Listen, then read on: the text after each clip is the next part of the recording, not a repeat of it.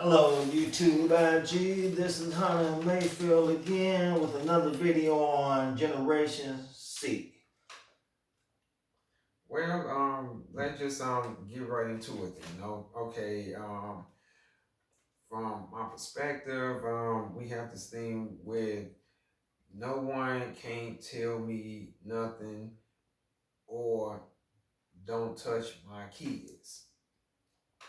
I think that the sense of community Right. that was once had, I could go probably as far back as probably the 90s is what I can recall.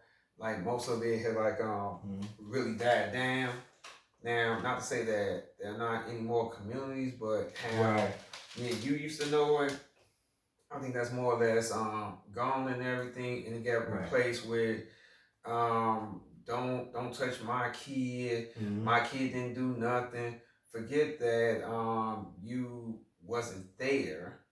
You didn't hear what the kid had to say in front of their accuser, because I know as well as you do, kids say whatever to you, but you put that kid in front of that same adult and everything, and all your conversation changes. Absolutely, absolutely, and the guilt right there, the expression of the child, the result that you get from this whole scenario will tell you if this child is telling the truth or if this child is lying.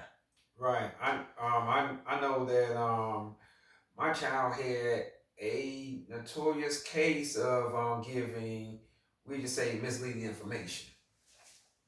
Well, that's every kid. Let them tell it. Unless you had the kind of parents that would go investigate the lie you just told them. And the thing is, with that lie you just told them, they just asked you a question that they already knew the answer to. They were just testing you. I would say if you was going to lie to them. Right. As always, we still do.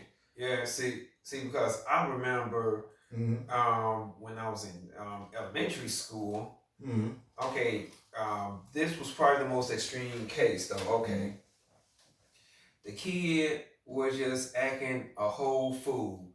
He all gathered up, all talking about, I don't care. You can call my mom. Call my goddamn mom. Now, man, this is a fifth grader clowning, all talking about, go ask my mama. Call my mama. Go ahead. Do it.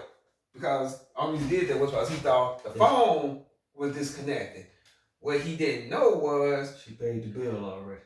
She did. She paid the bill and the phone was back on just in time for him to act a fool.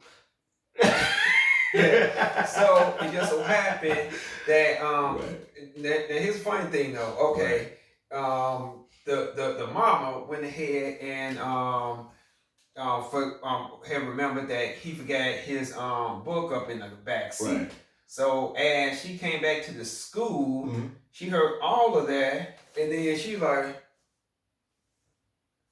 Now, man, the teacher looked at the mother. The teacher telling all the students. Said, I was like, go. I'm like, what the? Well, back then, the parent can come up there and chastise the kid.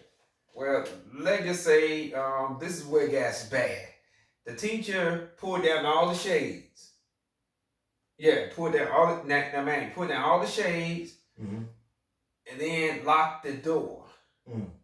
All I know was it's okay up in there. It sounded like remember when when Tom used to fight Butch.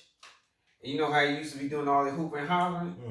That's what it sounded like, and I'm not gonna lie, I was laughing my butt off because it was funny as hell. Because you knew back in the day. Pigs got in that butt. They got you. And back then, there was a chain reaction. It was. It started from your school day. Whatever you did in class, if it was that terrible, sent you to the office. She already swatted you, man. You already saw. She sent you to the principal's office, and the kind of principal that we had, he took care of you. He did. So after he took care of you, He sent you back to class. You thought it was over with. No. He done called you back to the office. Now he finna call your mama. This is the conversation. He told he would do this to certain kids. Right. He called this one. Because a lot of us was in the office at the same time. Probably you with me sometime. Yeah. But he tell one mama, get on them good. He tell this other one, don't get too upset. You get on the other one because this one come to the office a little bit more. Mm-hmm. I mean, you get on him good. Mm-hmm. Yeah. The one that he told, the mama that he told not to, get upset. That's the one that whooped you the worst. Mm-hmm.